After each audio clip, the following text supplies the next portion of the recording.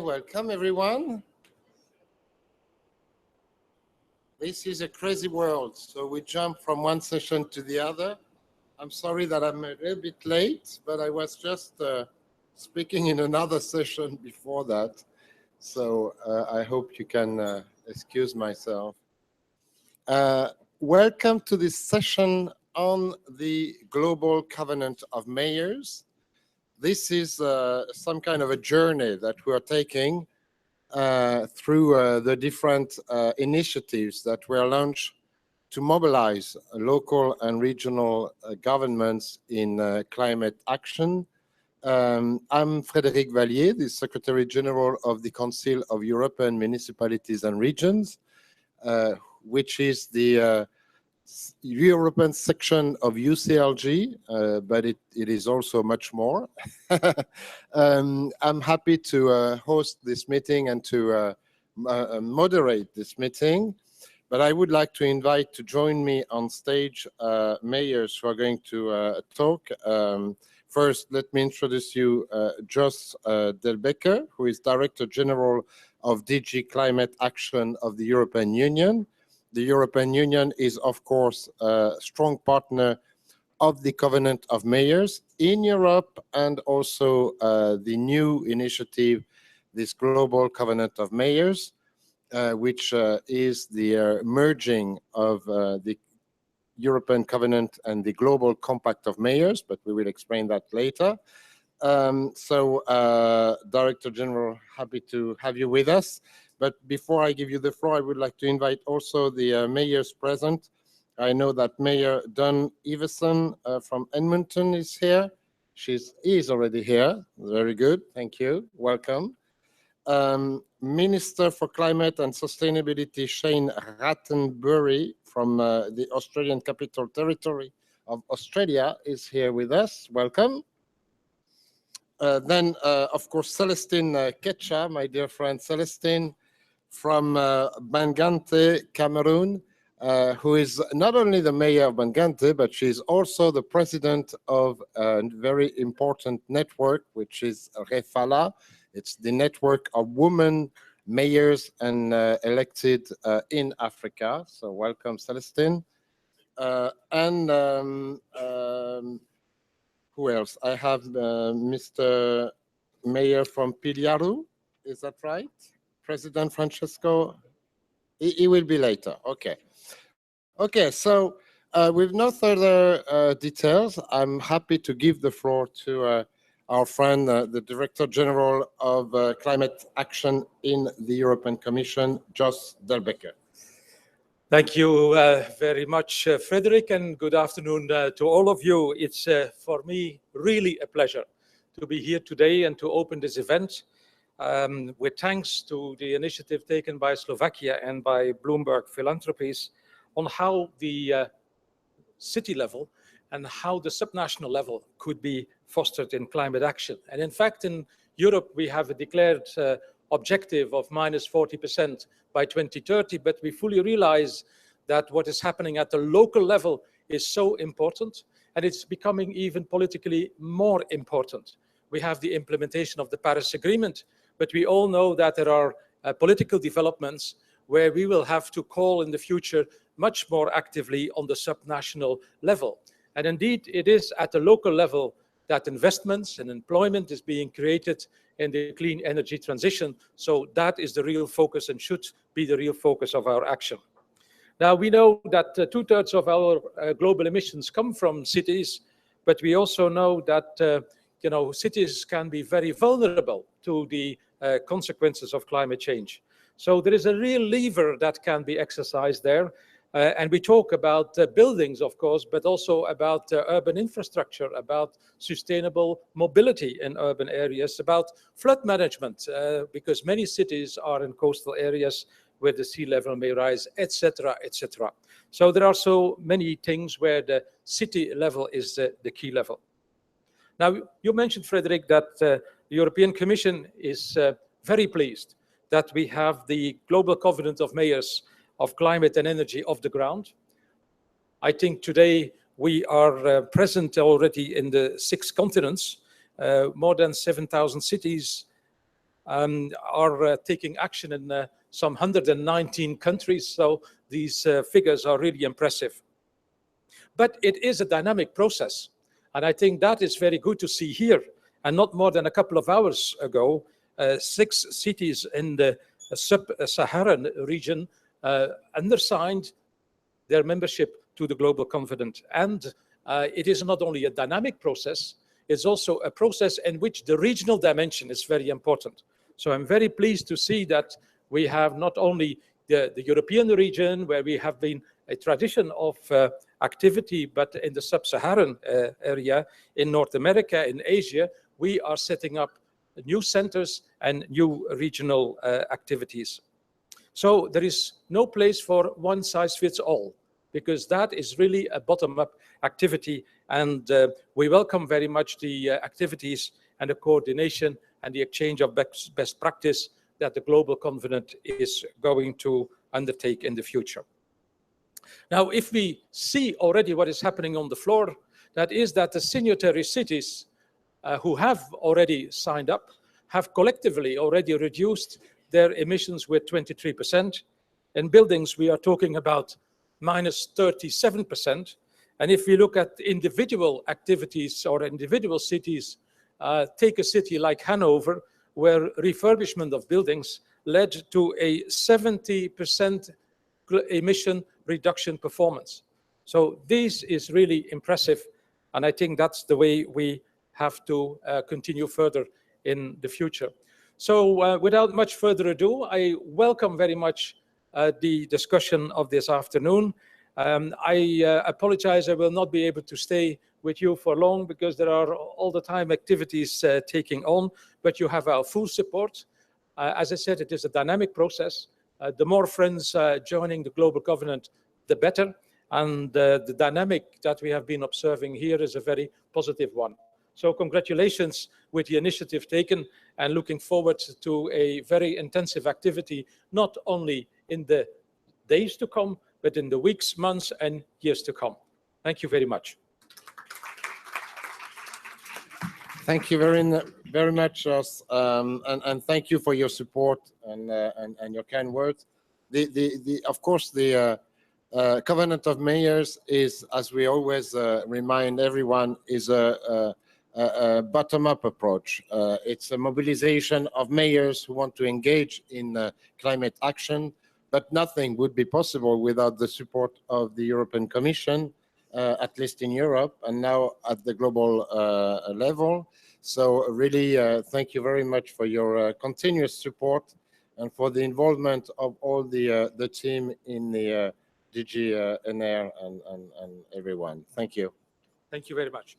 Well, you were just referring in your speech about the Sub-Saharan Covenant, and in fact, we were just before being here in another room inviting the mayors from Sub-Saharan Africa to express their ideas on how to implement this new initiative in Africa.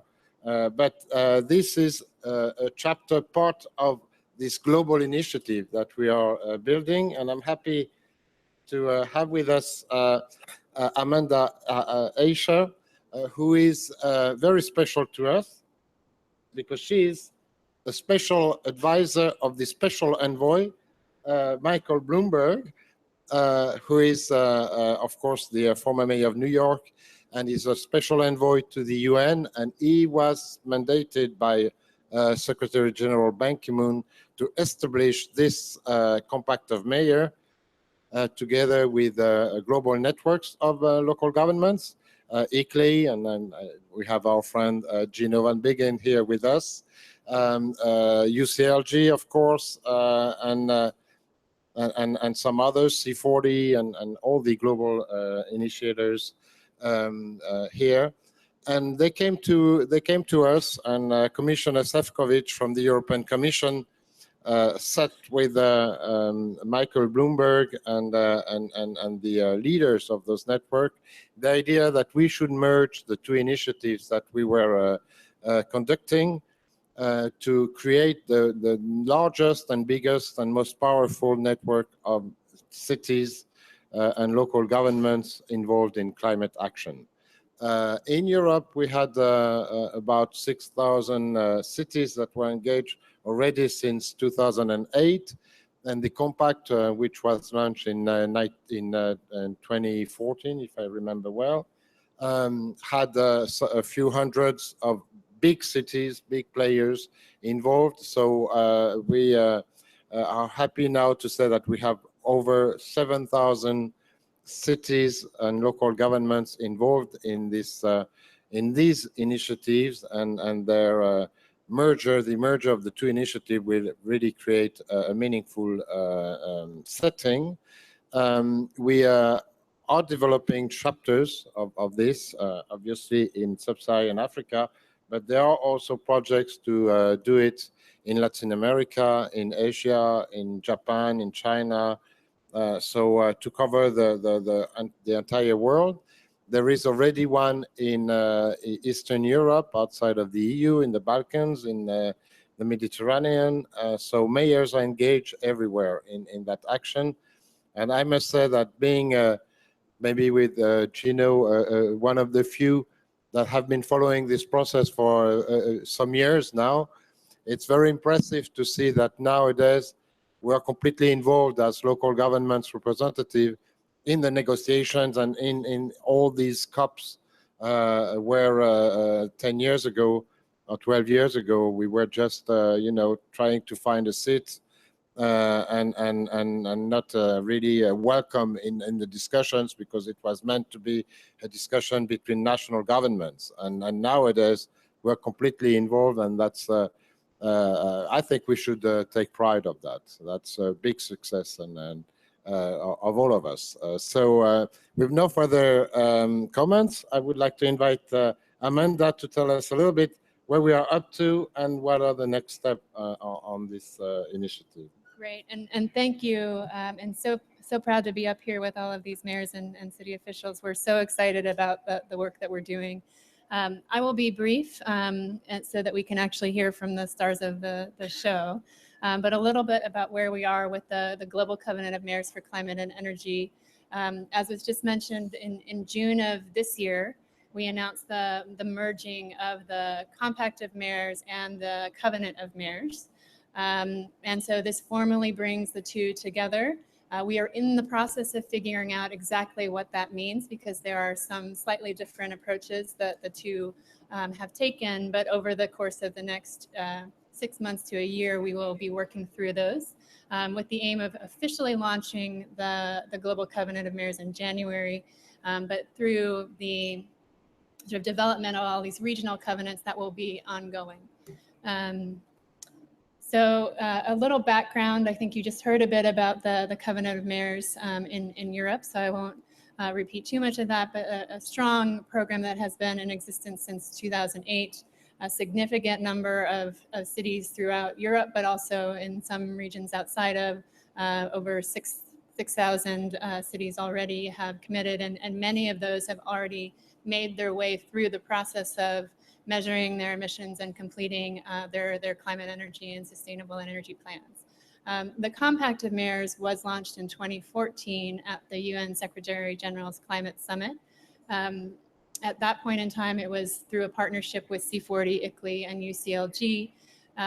As of, I think, a few weeks ago, we had reached the 600th commitment to the Compact of Mayors. It's a slightly different process for the Compact in that cities make a commitment up front and then have a 3-year time to measure their emissions and their climate risk, to set targets and to complete a plan. But in the end, they reach a very similar place to where the Covenant of Mayors cities do.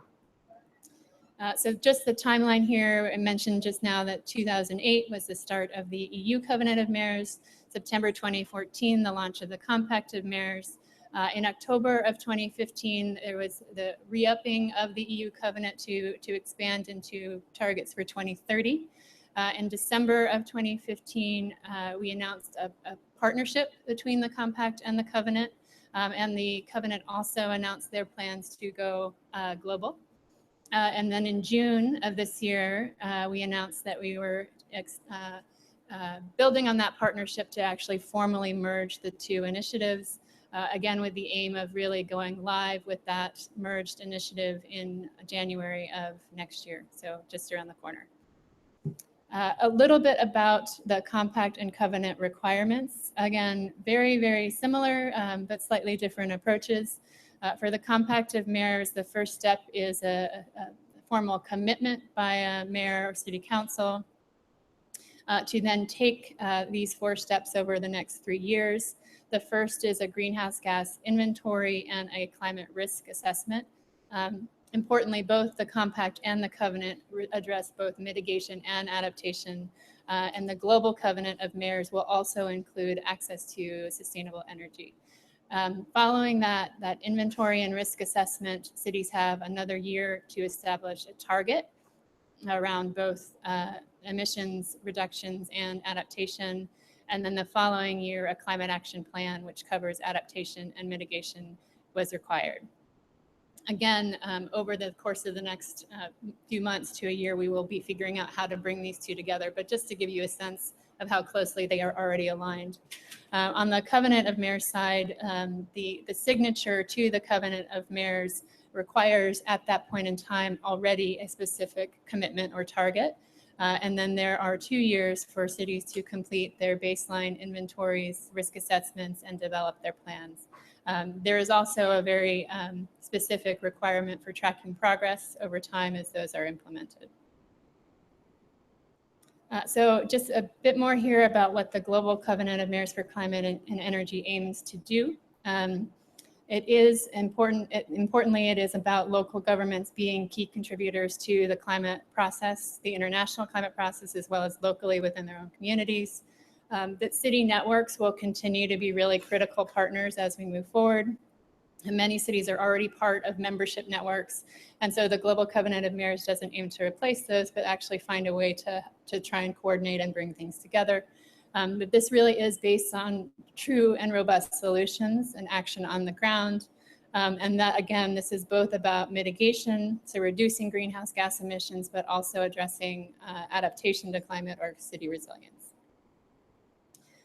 By the numbers, and you heard a little bit about this, together we are more than 7,000 cities from 119 countries, 600 million people, or at this point 8% of the global population, and with aims to continue to expand, but to do so in a way that is both globally coordinated but regionally specific and flexible.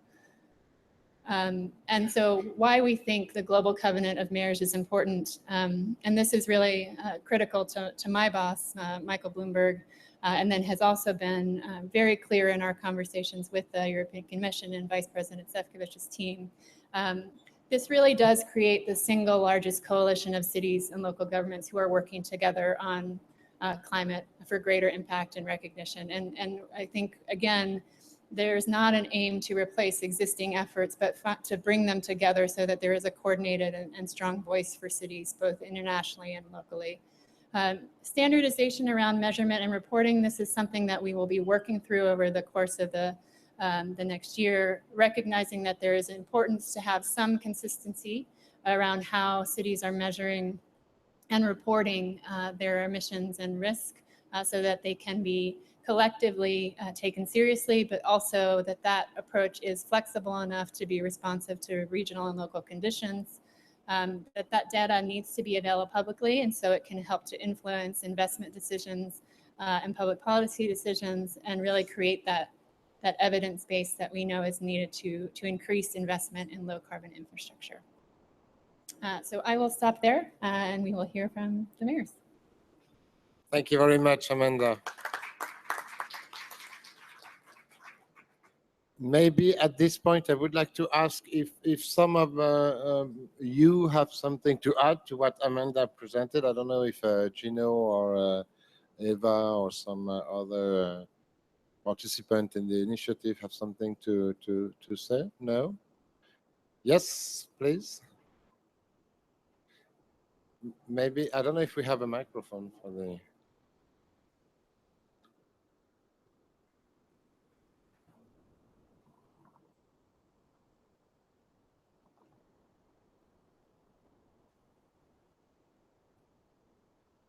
Hello?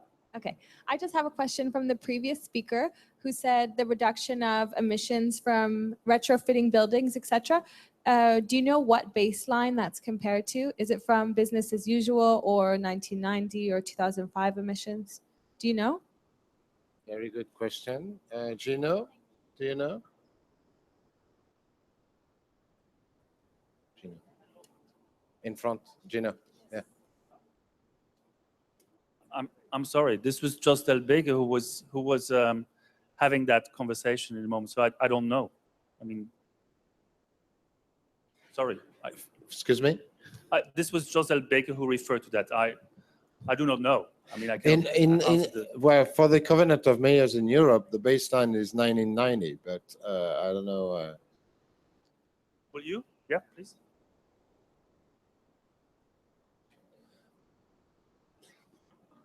So thank you. My name is Bea Jordi, working in DG Klima, head of unit adaptation. He referred to Hanover, so it was a European Covenant of Mayors. You know that we have this regional covenant also that today was referred to Sub-Saharan Covenant. So it's referring to 1990, 70% referred to 1990 emissions. Thank you. Okay. So now we would like to give the floor to the mayors and to the local leaders here present. And I didn't mention that we have interpretation in French. So if some of you need interpretation, please take a headphone.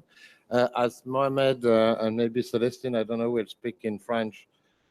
So make sure that if you need interpretation, you have your headphones. And I would like to start maybe by Mayor Don Iveson from Edmonton to give us an insight of what's happening in Canada. I know that mayors have been in the forefront for many years in tackling climate change over there. So please, the floor is yours.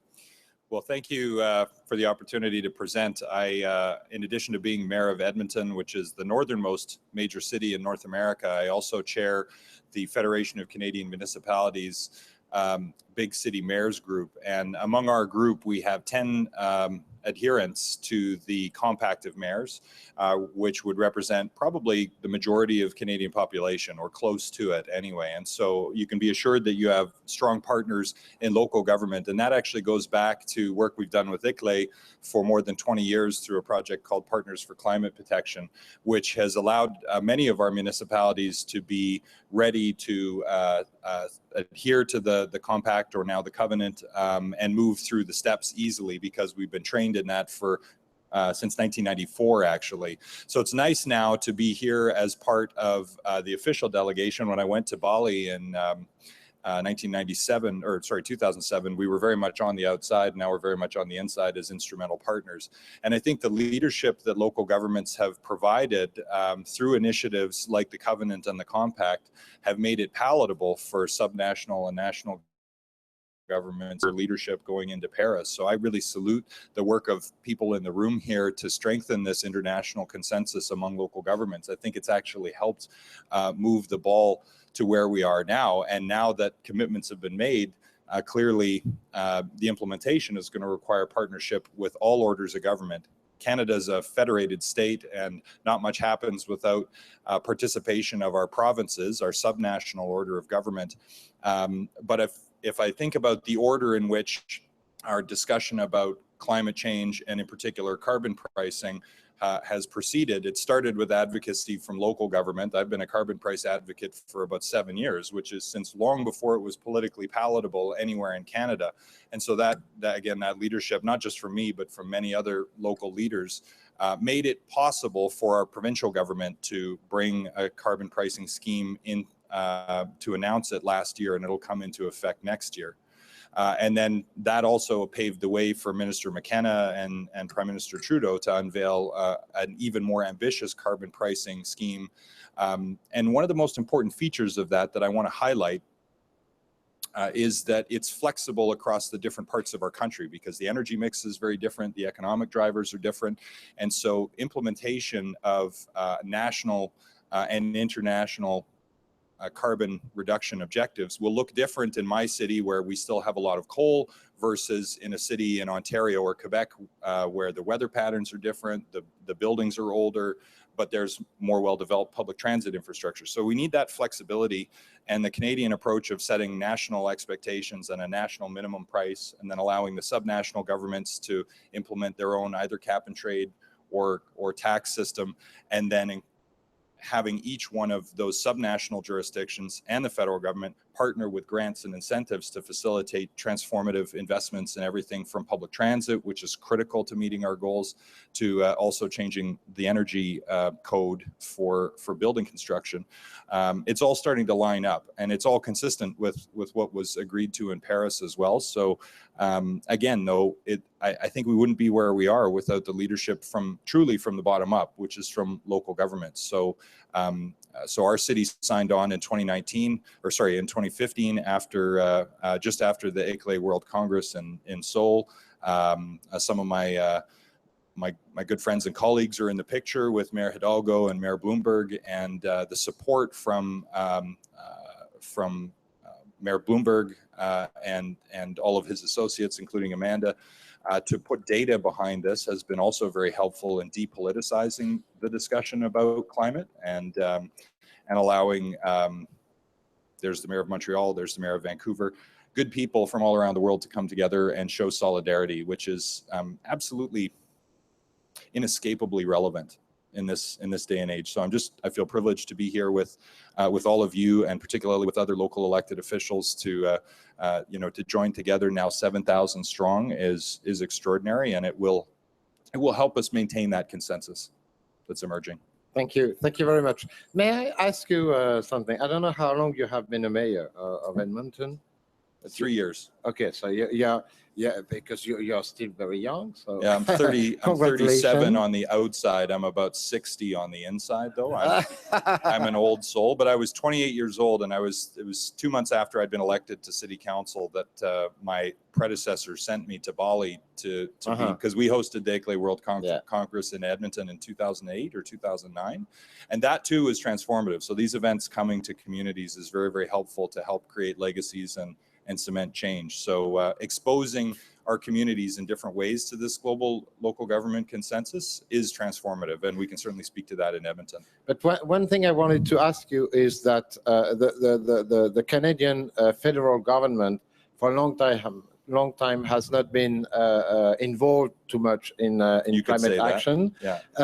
And in particular, Canada didn't sign the Kyoto Protocol, or signed it and withdrew.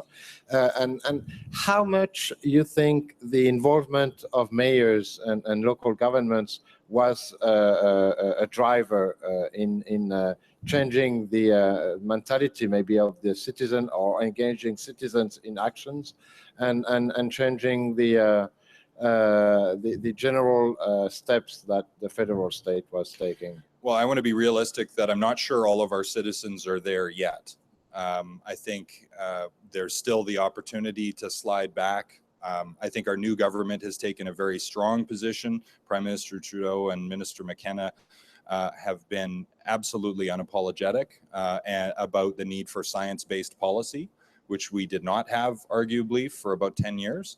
And that resonates with Canadians. So the intricacies of the policy instruments people will disagree with, but if you start from science, start from evidence, which is where the cities were starting from, because in Canada, I know it varies around the world, but in Canada, most of our cities are nonpartisan. We're all independents that get elected. And so our ability to rise above the partisan fray and not sort of fall into the traditional government opposition polarization, I think made a difference in raising the level of literacy around climate issues and speaking about it in data-based or evidence-based ways. So I think that helped, but as I said, I think there's still actually a lot of work to do. And I was just meeting with our provincial Minister of the Environment, Minister Shannon Phillips, and talking about the work that we still have to do to convince Albertans in our own province that because there's a lot of opposition. People will say, oh, the carbon pricing is going to destroy our economy.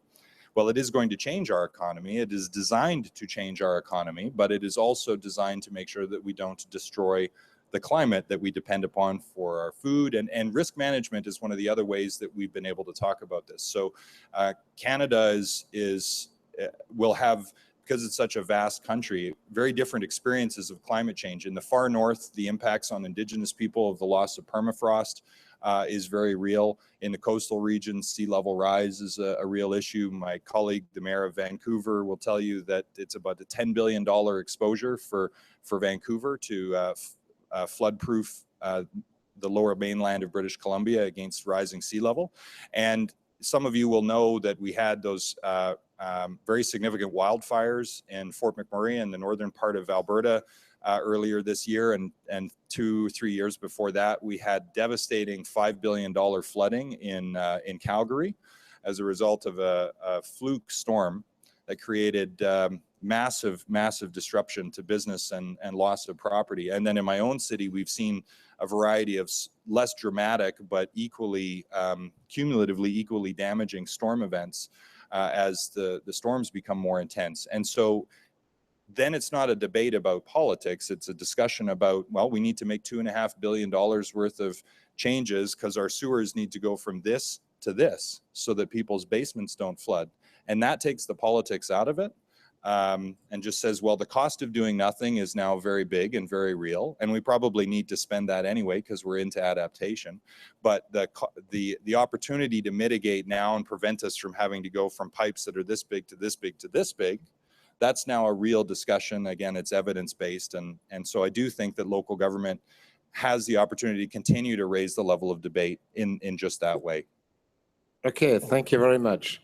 I think we can give him a round of applause, maybe, for the presentation. Thank you. And we now are going to cross the big Pacific Ocean and go down under to Australia. And I know that, well, we've been following, we don't hear so much from Australia in Europe, I must say, but we followed the gigantic fires that you had, I think it's last summer, and everyone was really very impressed by what was going on down there. And of course, we cannot but think of the impact of climate change in those fires. Well, but we also know that the Australian government has not been always very supportive of climate action. So my question will be the same, maybe to the one to your neighbor. How, as a local leader, a regional leader, you can engage your territory in meaningful policies and maybe engage change in the way that the country is seeing those challenges of climate change? Yes, I think it's very interesting that you pick up on that theme between Canada, Australia, and to some extent, large extent, the United States, countries that at an international level have been recognised for being difficult in moving forward, where you're seeing a lot of local activism. And I think that comes from communities being frustrated and communities seeing the reality of the impacts. You speak of bushfires. We live in a city of 400,000 people that had a bushfire in a way that our city's never seen. And we lost hundreds of houses and had a very significant impact on our city. And right across Australia, we are seeing the wildfire season starting earlier, lasting longer, having bigger impacts. And so communities are seeing the reality of this. And many people are frustrated by the lack of action at a national level. And so that's where I think local communities have taken action. And I do find it interesting that in those countries that have been laggards at an international level, seems to be particularly strong. Certainly in Australia, we've also got the stark contrast where our federal government is approving massive new coal mines right up the eastern seaboard at a time when we are being told we must, stop building new coal mines. And so again, communities are reacting to that. Certainly where I come from, the Australian Capital Territory, we are the seat of the national government and home to a city of 400,000 people. We've got some of the highest per capita emissions, both as Australia and then as our city, being a wealthy city, extremely high per capita emissions. We feel the impacts of climate change, but we also have a community that want to be good global citizens. And so they've accepted and perhaps implored the government to do more. And so in that context, we have written as a state jurisdiction as well as a city, we have the two layers of government rolled into one in a rather unique situation for Australia. And we have legislated targets for a 40% reduction in CO2 emissions on 1990 levels by 2020, and also 100% renewable electricity by 2020. So very ambitious targets, but ones that the scientists are telling us we should be striving for. We are now well on the pathway to achieving both of those goals. And in fact, through our renewable energy purchases, we have now signed the contracts that will see that 100% renewable electricity delivered by 2020. We've signed the contracts. They're simply now building the turbines and the solar farms to get us there. And that will see us achieve that 40% reduction. We've actually succeeded in taking our community on that journey with us. And we've done that because we have succeeded in getting extremely low prices for our renewable energy at a time when the federal government was doing nothing and in fact undermining our national renewable energy target. It was the states and territories who were buying, and so we were in a buyer's market, and we achieved the lowest ever prices for wind energy in Australia. And we're in fact, as a small city of 400,000, keeping the wind industry going because the federal government was undermining it so badly that in making those purchases, we're enabling people to continue investment and to continue to deliver. And we got a great outcome out of it, but we also were able to prop up the industry. And so in that context of being a small city, relatively on a global scale, I think it underlines the fact that you can still make a significant impact.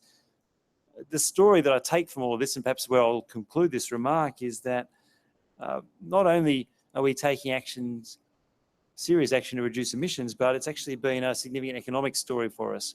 We have locked in fixed prices for our consumers for the next 20 years through the contracts we've signed. And so we've actually, that's part of taking the community, they see a benefit to it because they know they're now hedged against future electricity price rises. They know we've made good investment.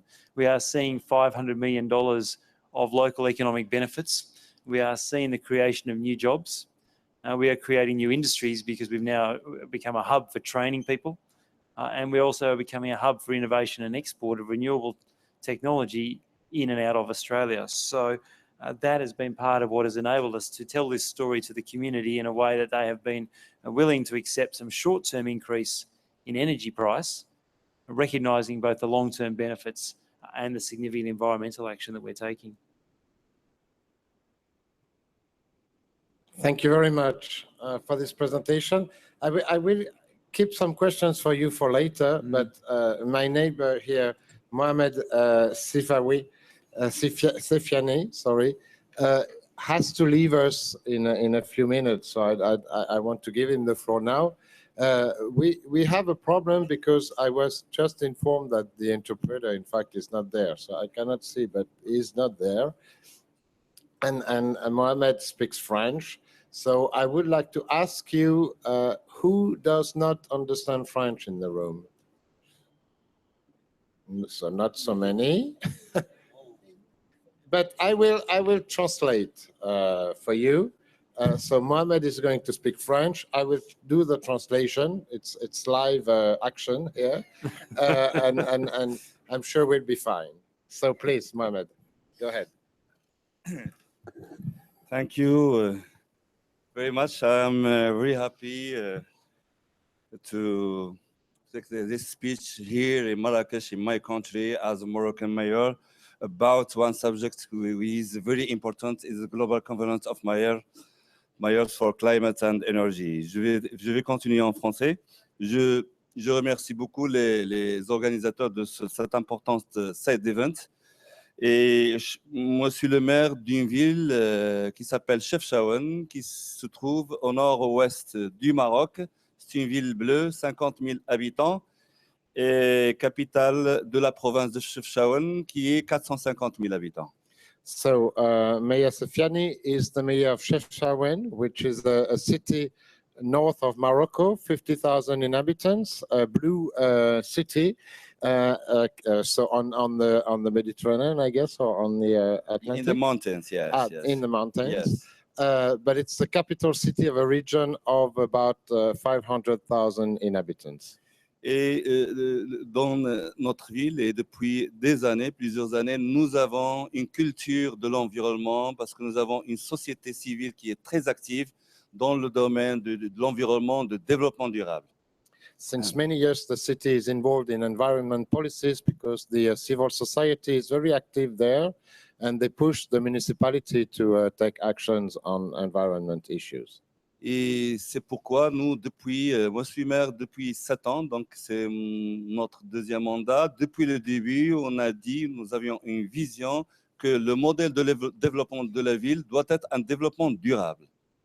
So Mohamed is a mayor for 7 years now. It's a second mandate, and from the start of the first mandate, they have engaged with this team in sustainable development from the start in their own policies. Et bien sûr, nous avons fait un plan stratégique de développement de la ville avec une approche participative, avec une approche genre. They did a development plan for the city that included participatory actions, so with the citizens, and also gender balance and gender mainstreaming actions. Et avant 2013, on ne parlait pas de l'énergie, climat, mais on parlait de l'environnement, développement durable. Mais c'est à partir de 2013 qu'on a commencé à voir les choses autrement. Ça veut dire qu'il faudra la localisation de certains nombres de stratégies nationales, et notamment au niveau du climat, au niveau de l'énergie. Before 2013, they were talking about environment issues, but not precisely on climate and energy.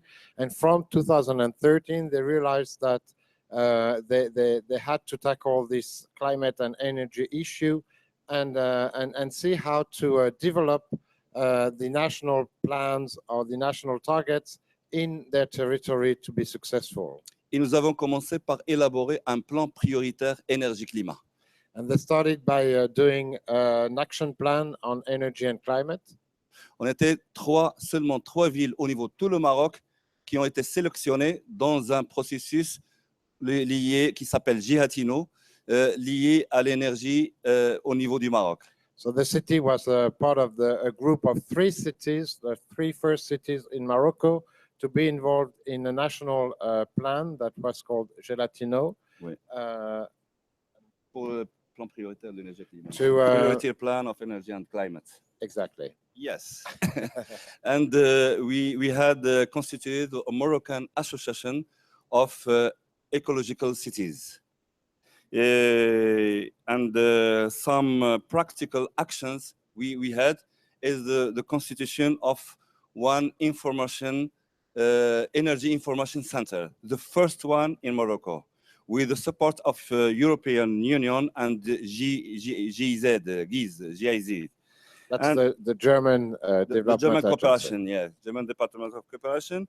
And we didn't heard about Covenant of Mayors, but many ambition, many local political volunteer. And we started with other projects, concrete project, is the equipment of the municipal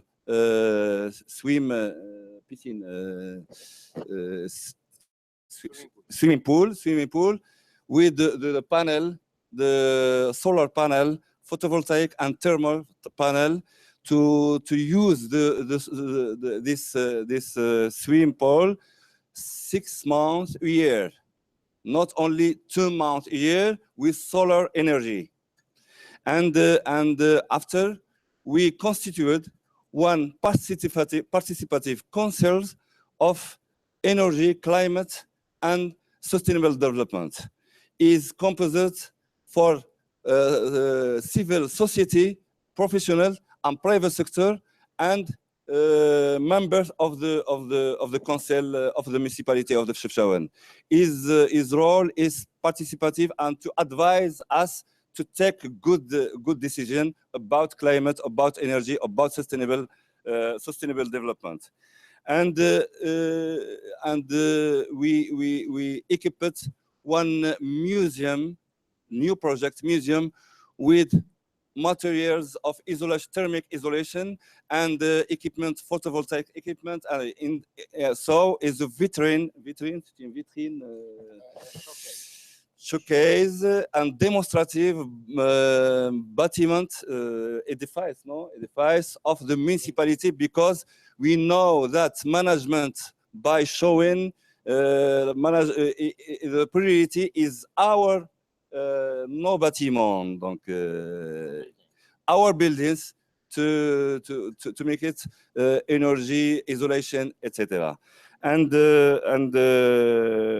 in 1 year ago, we heard about Covenant of Mayors, and we said we should, let's go, we should enter in this process, because it's organized process, because we have many ambition, but we must measure, we must to take the things right, and we need the support of experts, of organizations who knows this item better than us.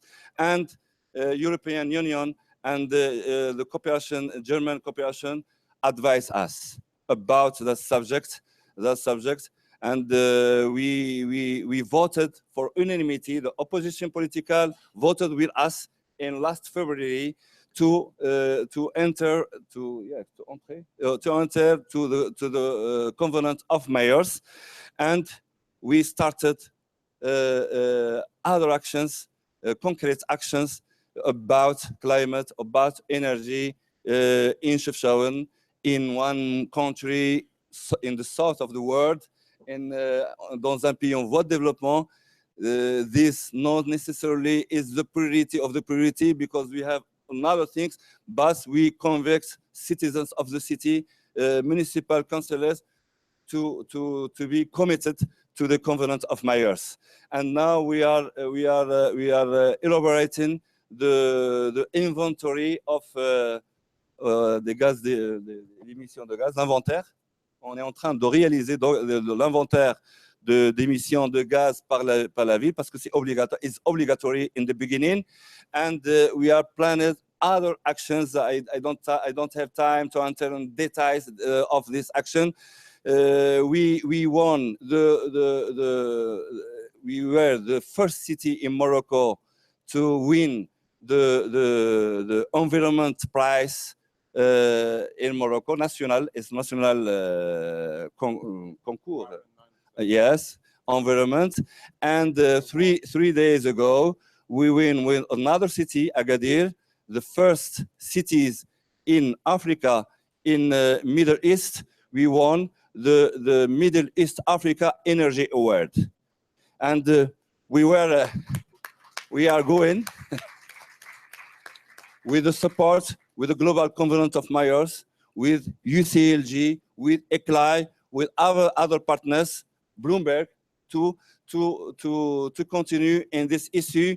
As I am the president of the Moroccan of EcoCities, other cities in Morocco will enter in this Covenant of Mayors, and after next year, the Global Covenant of Mayors for climate and energy, and other cities in Africa, because we are working with our sisters, our brothers, mayors in Africa, in Arab country too. Thank you very much. Congratulations. Thank you. Sorry very much, for my Mohamed. English. I will practice it every day. It's great. It's great. Don't worry. Don't worry. Congratulations. Thank you. You know, it's very important to have this proof by example. And in a continent like Africa, this is one of the main driver of the Covenant of Mayors Sub-Saharan Africa, is to be able to engage mayors like you are in something that is very important for the development of the cities, for the development of the territories. But as you say, sometimes it's not seen as a priority, because it's there are so many things that you need to solve in a city in Africa. But certainly the climate issue is one issue that can enable the city to develop better and to develop stronger for the future. So really congratulations for your work and your engagements. Yes. So now you have to leave us, but again, and congratulations for the award. Thank you very much. So now I will give the floor to Celestine. Celestine, and I'm sorry that I give the floor to the lady on the last one, but Celestine is not only a very good friend, but she's a strong mayor and a strong voice in Africa. And I know that she's engaged in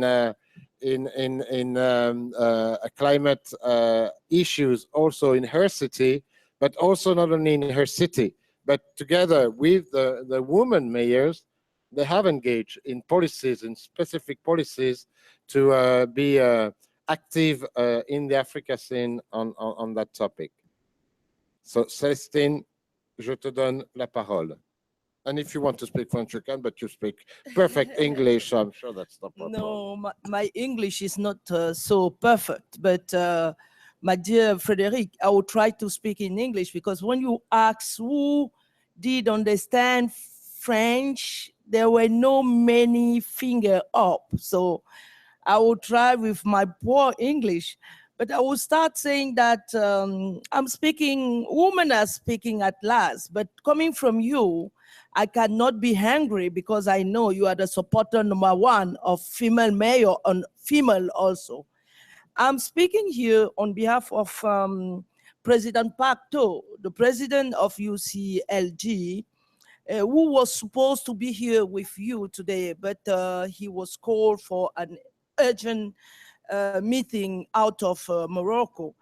And I was happy to accept to speak on his behalf because I signed for Global Covenant of Mayor too for climate and energy, because I'm one of the mayors who see on the ground exactly that the environment that fits us is ready to kill us.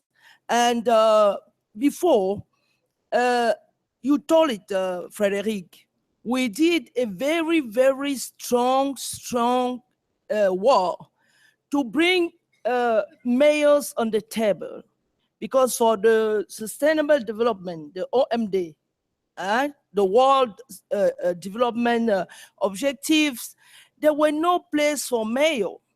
But we fight by saying that you can change things where mayor is not there, because action is from territory. Action is from territories. Action is like sickness. And if you want to treat someone who is sick, and the person did not tell you exactly where is sick, you can't treat them. And our population and the environment are on the hand of local and regional authorities. And we fight for that so much that they bring us in, they bring us at the table, they bring us at the table and gave us a special mandate. SDGs 11, I'm afraid that they call us at a time where there is emergency, because if at the evaluation there is no result, they will say that local and regional authorities were there.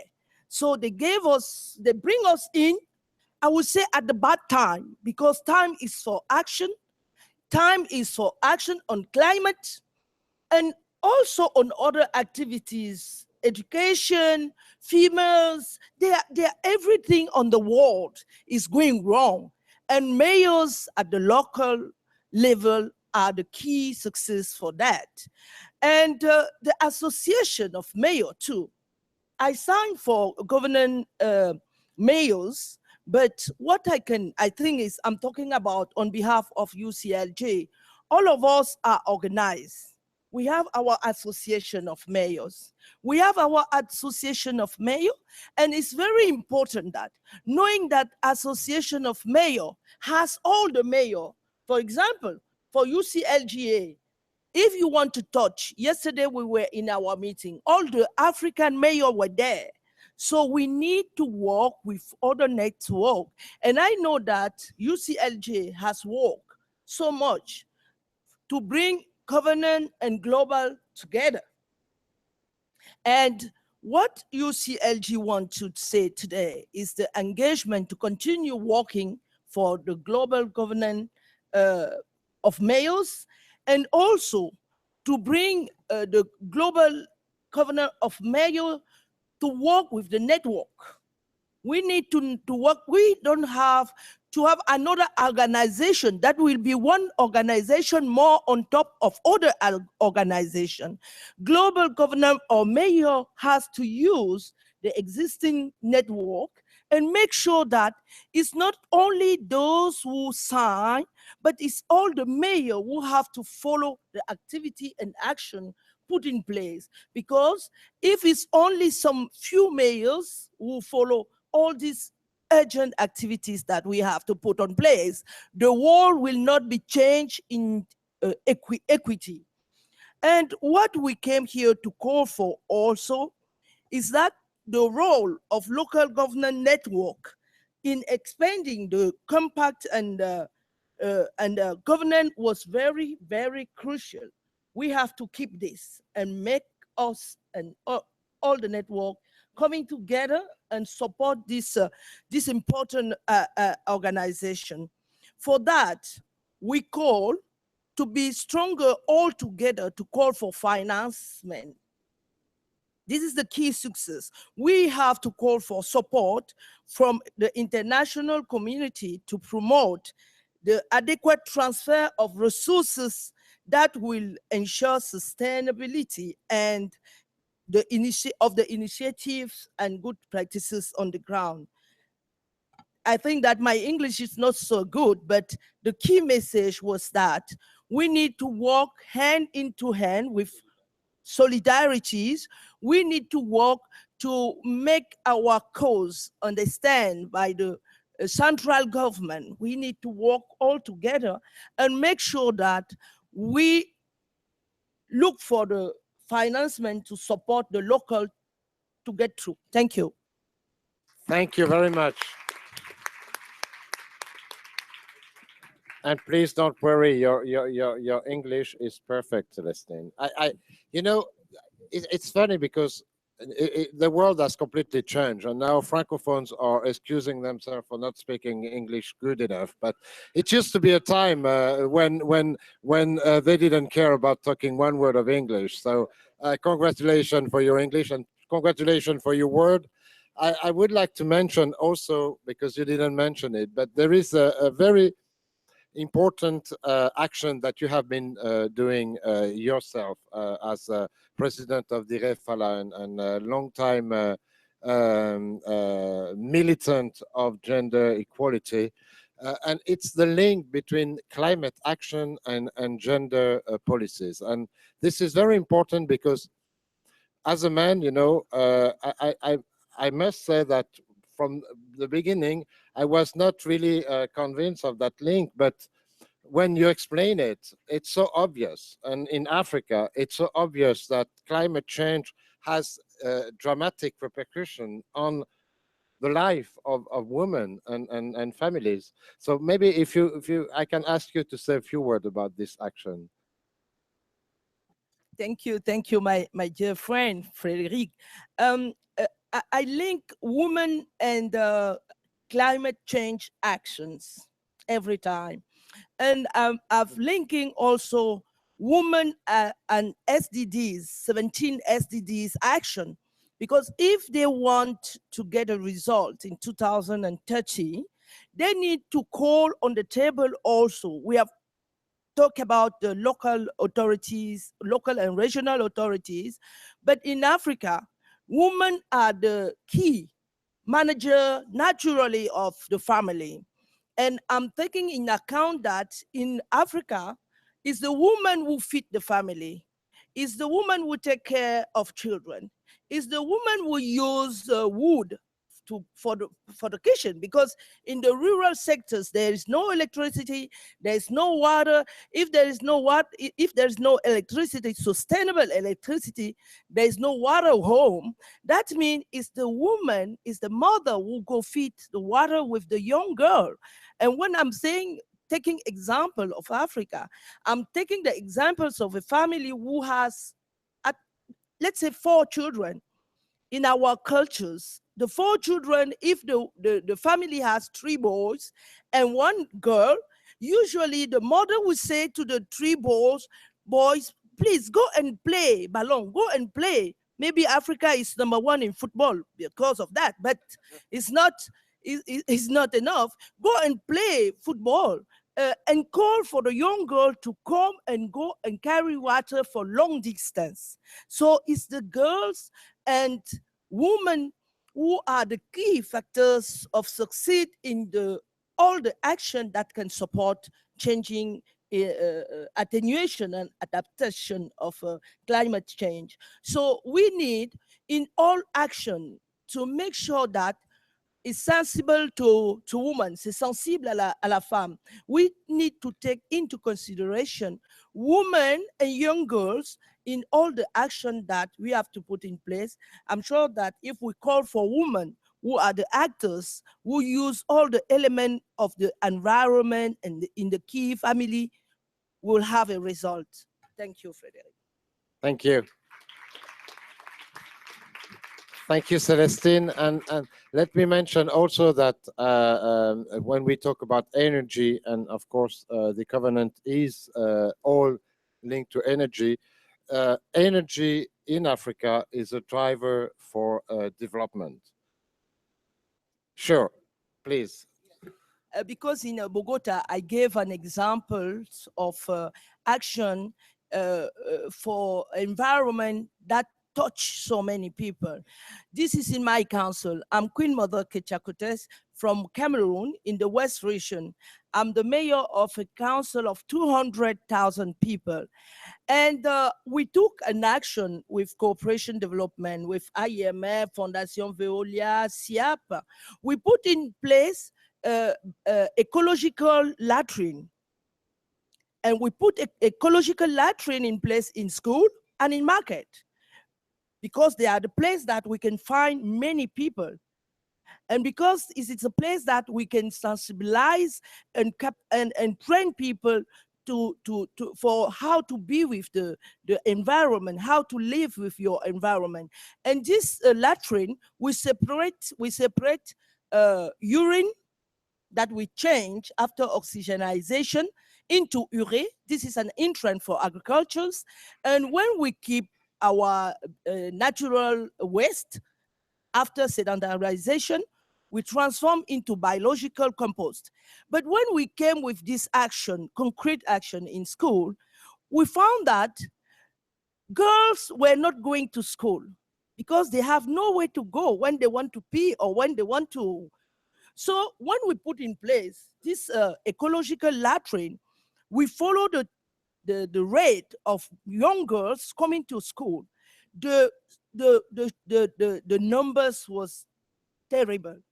From one day to another, we went from 2% to more than 65% of family sending children in school because they have where to go when they want to go. So thank you.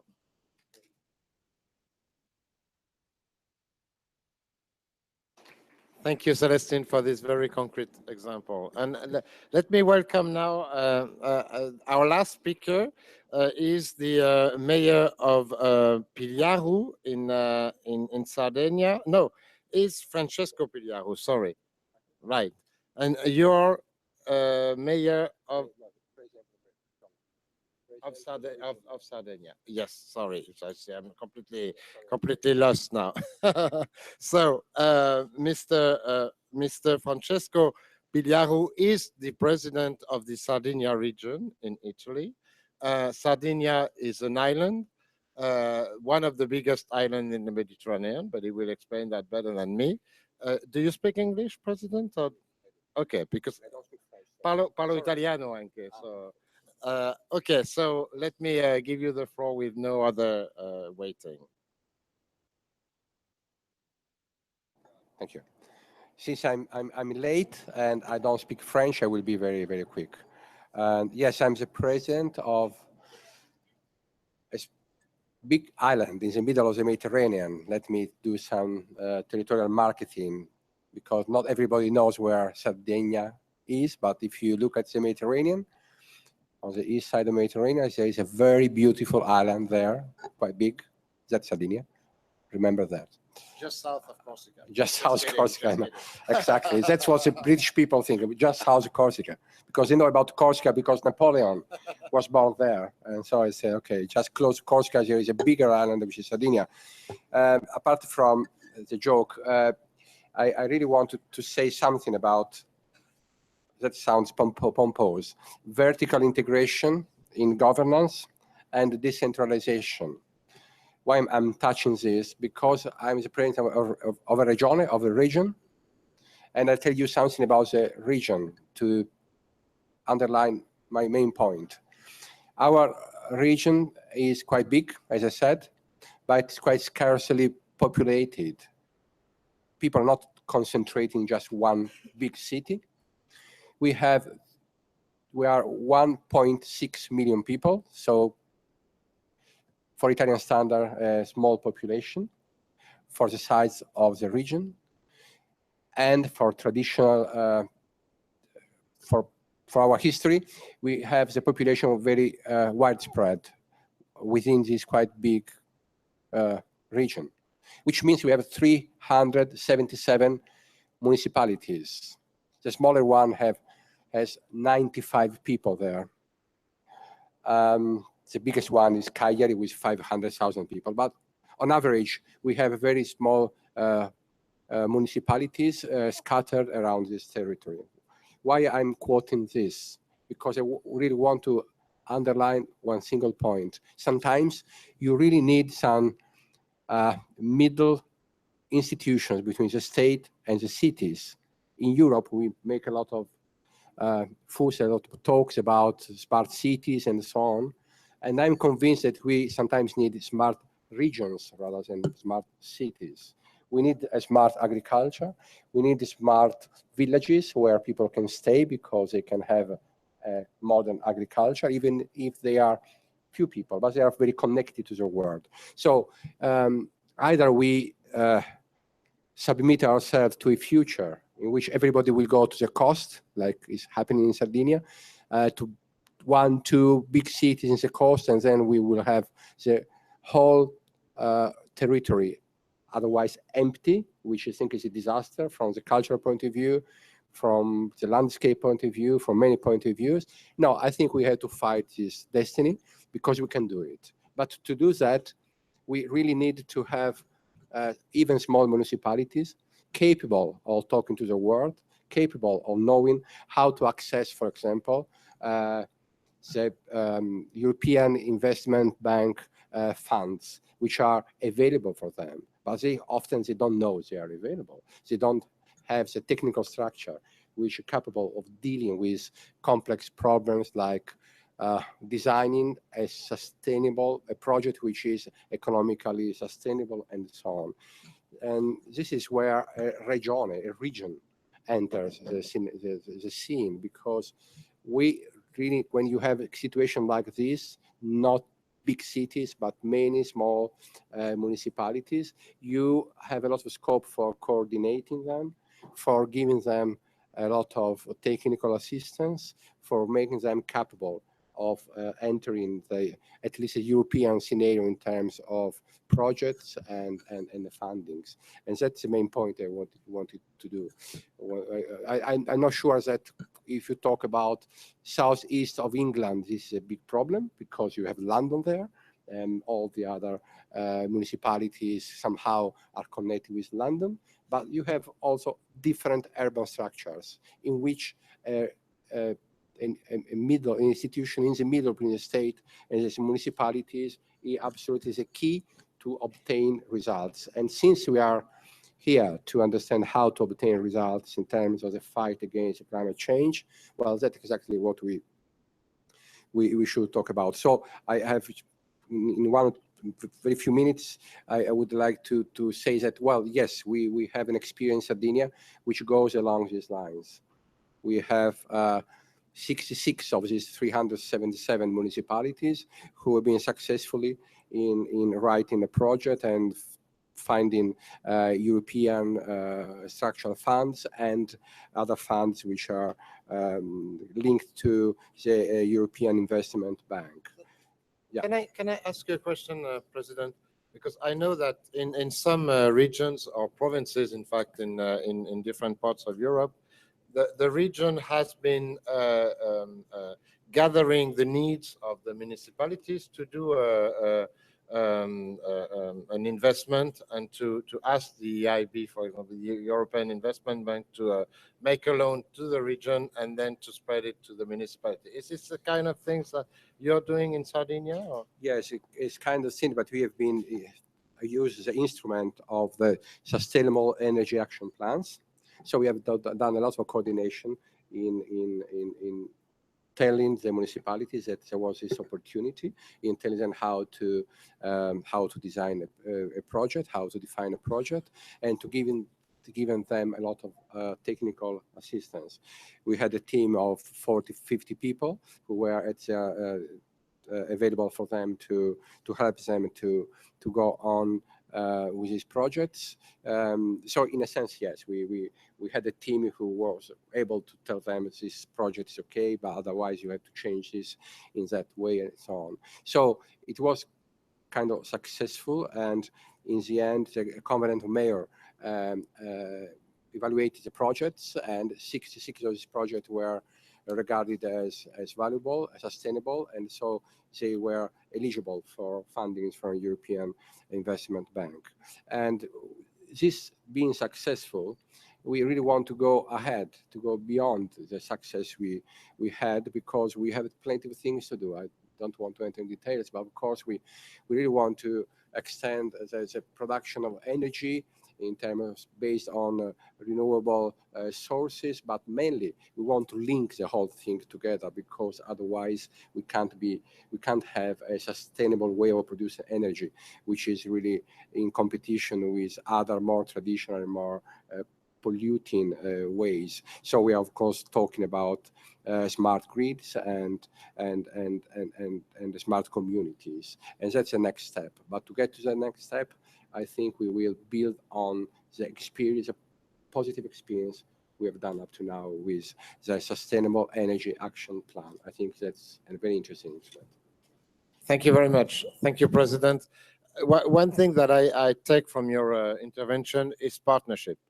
This is something that in my organization, in the Council of European Municipalities and Regions, we call for several years, is the partnership needed between local governments, regional governments, and national governments, and of course with the European Union facilitating these partnerships.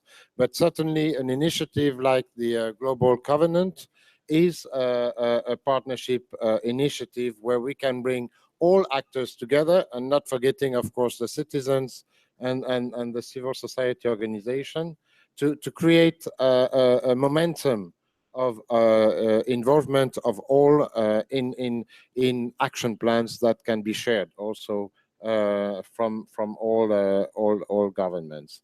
So saying that, do you want to say? Just wanted to say, because I said it was also a short speech about decentralization. I understand well that countries have different government or governance structures. Some countries are very centralized, other countries rely a lot more on decentralization. What I've said up to now is something in favor of a well-designed decentralization, because you need a multi-level governance, and that multi-level governance should be enough articulated. Otherwise, you have too much distance from the central state as a very small municipality down there. Certainly. Thank you very much. So do we have any questions from, yes, please. I think we still have a microphone somewhere.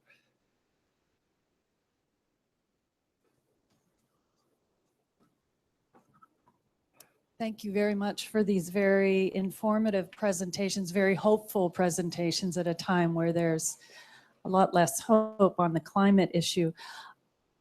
I work with the Center for Sustainable Economy, and We've worked very closely with Portland Mayor Charlie Hales, who is about to pass the first binding resolution and ordinance of its kind in the United States, opposing all new fossil fuel export infrastructure. We expect it to pass within the next couple of weeks. We've got over 30 elected officials from around the United States and now Canada. Today, Elizabeth May signed on. We have the mayor of Vancouver, BC signed on. My question for all of you is, how do you see your work on climate change interacting with the continued extraction and exploitation of fossil fuels in places like northern Alberta, where the tar sands are? How are you working to align your renewable energy goals with pushing back against the fossil fuel industry? Thank you very much for this question. Well, maybe the mayor of Edmonton can answer that. Well, of course, it's the difficulty of transition, and realistically, transition can't happen overnight because oil and gas, practically speaking, employs hundreds of thousands of people in the province where I work and tens of thousands of people in the city that I lead. And what we see is an opportunity for energy transition to be the wellspring of innovation. So a lot of the advanced manufacturing that takes place in my city, for example, the device that was used to stop the Deepwater Horizon oil spill ultimately in the Gulf of Mexico was manufactured in the city of Edmonton by an oil and gas company that specializes in, of all things, metallurgy and systems for on the seafloor, and we're 1,500 kilometers from the nearest ocean. And so that particular company that has that kind of knowledge needs to retool over time, because with the lower commodity price environment and with carbon pricing coming in, that company needs to adapt to the new reality. And just like every other company in the oil and gas business anywhere in the world, needs to either see itself as an energy company and adapt, or go extinct, like the life forms that became their product. And so for us, we don't see it as an immediate or overnight transition. There is a role for fossil fuels, particularly in the developing world, on a transitional basis. And I can't change the electricity mix or the transportation fuel mix in our community or in any other community anywhere in the world overnight. So there will continue to be a market for hydrocarbons. The challenge to us is to produce them in more water efficient ways, more energy efficient ways over time, and to continue to ensure that any energy handling infrastructure is safer and safer all the time. And Canada has some of the highest regulatory expectations with respect to both the extraction, the processing, and the transmission of hydrocarbons. And so so I don't see it as an either or tonight, or tomorrow. I think that there's going to continue to be need for various sources of energy over time, and that if we are going to make the transition, what we need to do is use the wealth and the capacity of today's economy to propel that transition going forward, so that we increasingly find cheaper, greener, cleaner, faster, and safer ways of doing business as business evolves over time. So we see it as an innovation opportunity to rise to the challenge to decarbonize the economy, but we see that as a transition that occurs over time, and that there'll be need for safer handling facilities for energy infrastructure for at least a couple of generations while we go through the transition. Thank you. Thank you very much. Unfortunately, we're running quite late, so I don't know if there is one or two more questions. Let me ask a question to maybe our friend from Australia. We heard the president of Sardinia. I was wondering if what he explained that he's doing in Sardinia is something that you share in Australia, in your capital region. this partnership between all stakeholders trying to build common action plans, and also bringing finance to support the actions of municipalities. Is this something that resonates to you? It does, because obviously Australia is a country with vast areas where not many people live, but they are sort of providing a lot of wealth to the country in being primary producers. And it actually goes to the question the lady just asked as well. I think particularly in our case, as a city-state, we don't have the extractive industries going on within our borders, but we are a key buyer. And so what we have the ability to influence is that supply chain of being the ones who actually provide the economic alternative to provide the pathways for new industries to grow, for a market for people to sell to, so that they can drive sustainability in the regional areas and bring those products to us as a hub. And we've just got a situation in Australia where the biggest, dirtiest coal-fired power plant has just announced it's shutting down in 6 months' time, and 3,000 people are going to lose their jobs. Now, that's been coming for 10 to 15 years. Activists have campaigned for it, but in the end, it's the economics that's brought it undone. But no government has put a transition plan in place for those 3,000 workers. So rightly, they're extremely angry. They're incredibly angry, and I think they're justified to be so, because those alternative pathways have not been built for them. And so that's the job we have to do, because I think you made a very interesting point. It's important that we preserve our regional areas, both culturally and for the services they provide. And so we have a job to do to provide that forward planning, I think. Thank you very much. And this is something certainly that in Africa resonates also, is this need to ensure that people can also find development ways in their own areas. And you were mentioning the challenge of women in rural areas in Africa, Celestine, in your country. But how can we ensure that? Because I come from Quito, and we were together in Bogota and Quito, and we all know that the urban population is going to grow enormously in Africa, but we also want to ensure that people who stay in the rural areas are able to live there and stay there if they want, and develop and be also providing resources to the city. So how do you challenge that in Cameroon?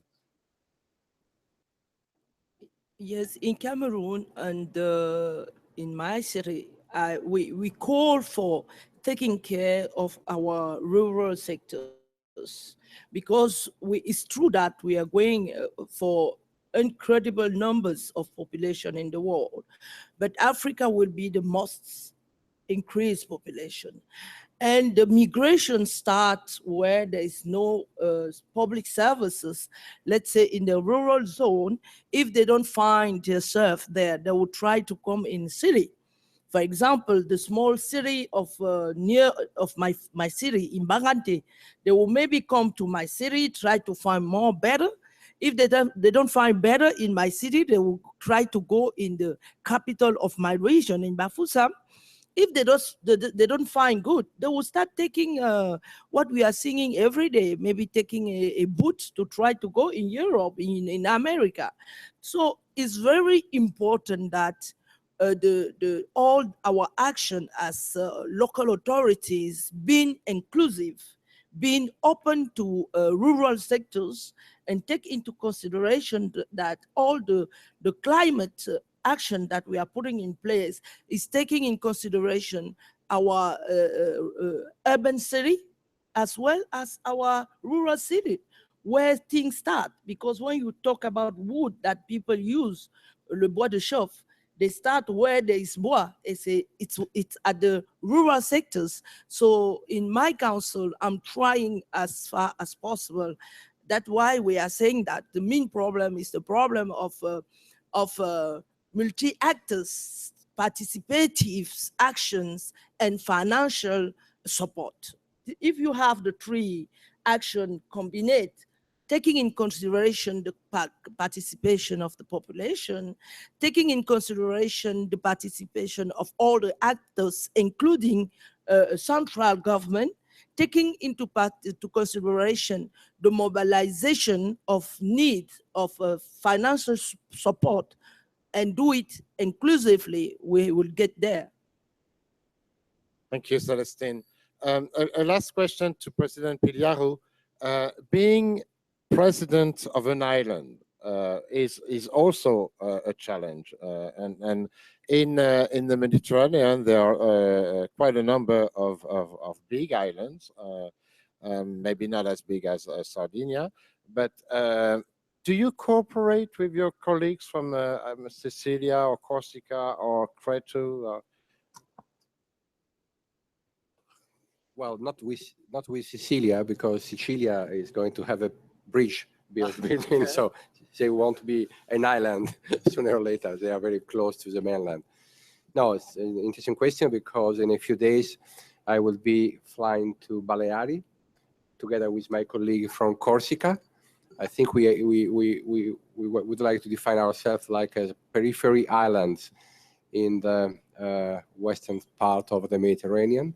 And yes, we have problems. We have specific problems. This morning, talk at the Harlem meeting, I remind everybody that there is an article in the European Union Treaty, Article 174, which recognizes the specific role and difficulties of being an island, but then nothing happened in terms of defining what kind of actions we can really take to overcome the problem of being an island. This is a big problem, but I don't think it's central today, so I will stop here. But I'm sure we will have something to say in the future. I think that the state aid regulation in Europe is entirely blind to the status of living in an island. Okay, thank you very much. I'm aware that there is a side event organized by ICLEI just next door, starting in 15 minutes, in 2 minutes.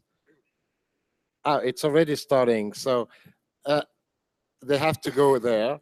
On specifically in the room Mediterranean on science for local governments. Is that right, Gino?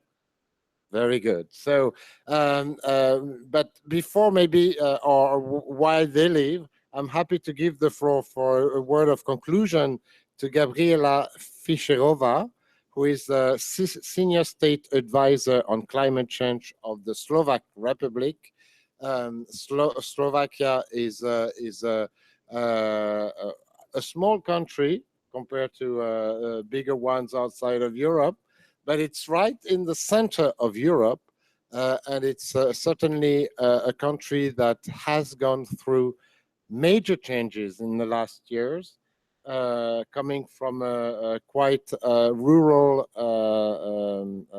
background, but also with heavy industries, and changing into a very innovative country and using a lot of innovation in that development. So, Gabriela, I'm happy to give you the floor for the closing of this session, and I thank all our speakers and all participants for being with us today. Thank you very much. I know that you are running out of time, so I will not keep you long. I just wanted to mention that apart from that we are a small country, we are currently holding the EU presidency. So we are basically leading quite a big community of cities, parties,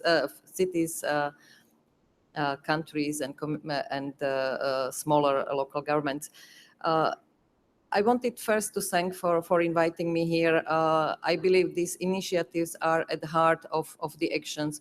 We as negotiators, we can provide networks, frameworks, we can provide information, we can identify the problems, but without you, we cannot do anything on the ground. And you as a local government, you witness the impacts of climate change every day. Maybe you don't know it, or maybe now, yes, already, but you see how your regions are changing over the last 10, maybe even less years, and you also are taking decisions, everyday decisions, which have impact on how your people or your community communities would react, or how the future will be. Many of these decisions have long-term impact, whether it is on infrastructure, or whether it is on urbanization or public transport support. And in small ways or large ways, you can do miracles, as we heard from Celestine. And that's why it is important that initiative like this, creating global covenant of mayors for climate and energy, puts these people together and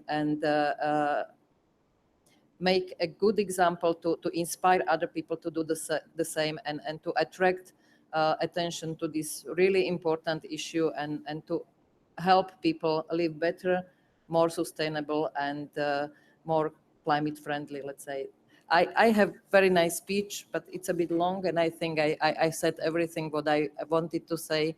Thank you again, and good luck with your activities. We need you, and we will follow what you are doing very closely. Thank you. Well, thank you, Gabriela. Just to explain maybe for our friends from outside of Europe, in Europe, the European Union, we have 28 member states, and every 6 months, one of these states is leading the policies of the European Union. So this semester, it's Slovakia. And I must say that the Slovakian presidency of the European Union has been very inclusive to local governments. And I had the pleasure to participate in several meetings in Bratislava, but also in the context of these negotiations. For example, we are very happy to cooperate with the Slovakian presidency to address the issues of local government. So thank you very much, Gabriela.